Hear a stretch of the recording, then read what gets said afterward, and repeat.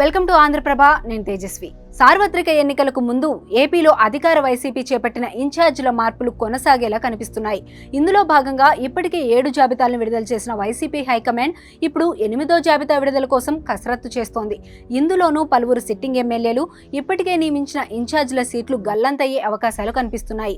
ఈ నేపథ్యంలో 8వ జాబితాలో ఉండబోయే ఎమ్మెల్యేలపై ఉత్కంఠ కొనసాగుతోంది. వైసీపీ ప్రకటించే 8వ లిస్టులో కర్నూలు ఎమ్మెల్యే హఫీజ్ ఖాన్ స్థానంలో మరో కొత్త ఇన్ఛార్జిను నియమించబోతున్నారు. ఈ మేరకు హఫీజ్ ఖాన్ను ఆయన తండ్రి మోయిజ్ ఖాన్ను పిలిపించుకొని మాట్లాడిన సీఎం జగన్ మార్పులపై క్లారిటీ ఇచ్చేశారు. దీంతో హఫీజ్ ఖాన్ కూడా సీఎం జగన్ నిర్ణయం ప్రకారమే ఎవరిని నియమించినా గెలిపించేందుకు సిద్ధమని చెప్పేశారు.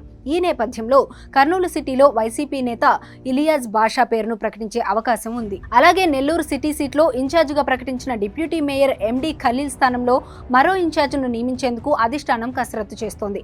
ఇప్పటికే ఖలీల్ నియామకంపై ఆగ్రహంతో ఏకంగా ఎంపీ కీలక నేత వేమిరెడ్డి ప్రభాకర్ రెడ్డి వైసీపీని వీడారు. దీంతో నెల్లూరు సిటీ స్థానంలో నటుడు అలీని ఎమ్మెల్యేగా నిలబెట్టేందుకు వైసీపీ ప్రయత్నాలు చేస్తోంది.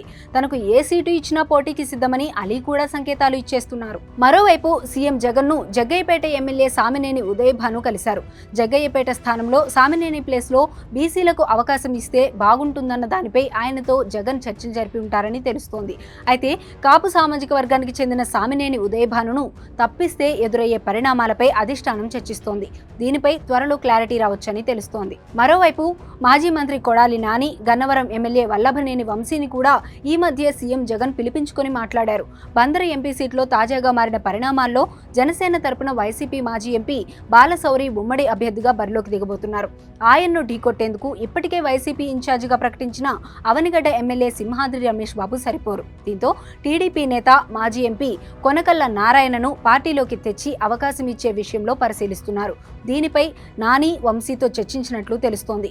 కొనకళ్ళ రాకపోతే మంత్రి అంబటి రాంబాబును బందర్ ఎంపీగా నిలబెట్టవచ్చని సమాచారం.